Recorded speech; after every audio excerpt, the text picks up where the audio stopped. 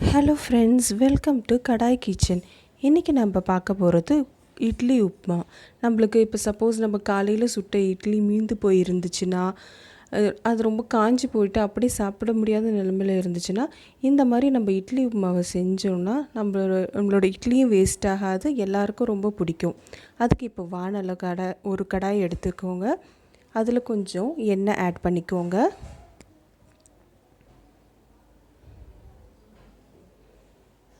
கொஞ்சம் கடுகு ஆட் பண்ணிக்கோங்க.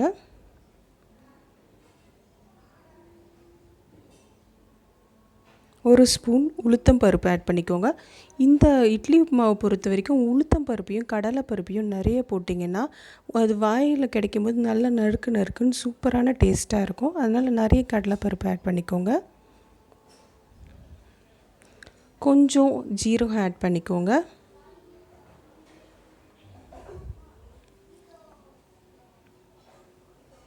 அப்புறமா கொஞ்சம் பெருங்காயத்தூளும் ஆட் பண்ணிக்கோங்க. இதை எல்லாத்தையும் ஆட் பண்ணிவிட்டு கொஞ்சம் நல்லா செவக்கிற அளவுக்கு வறுத்துக்கோங்க.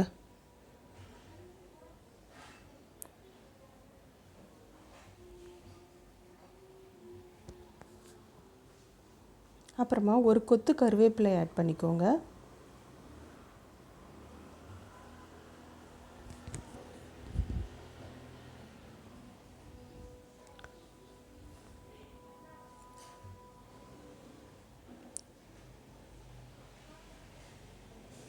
நல்லா குட்டி குட்டியாக சாப் பண்ணி வச்சுருக்கிற பச்சை மிளகாவை ஆட் பண்ணிக்கோங்க.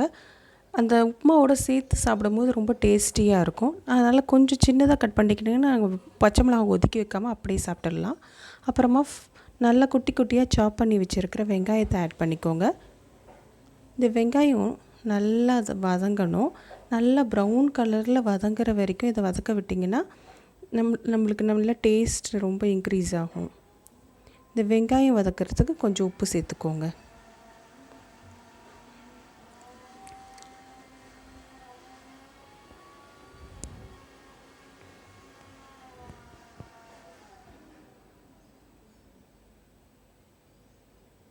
நல்லா வதக்கி விட்டுட்டே இருங்க.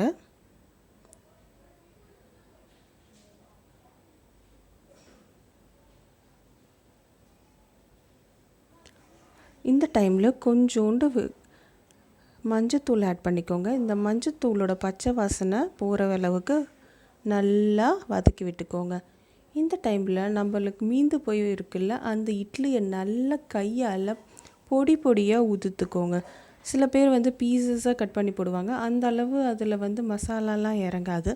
நல்லா நம்ம உதுத்து விட்டுட்டு இதில் போட்டோன்னா அந்த வெங்காயம், கடலைப்பருப்பு, பச்சை மிளகா இதோடு சேர்த்து சாப்பிடும்போது ரொம்ப நல்லாயிருக்கும். நல்லா இட்லியை உதுத்து விட்டுக்கிட்டு இதில் சேர்த்துக்கோங்க. இப்போ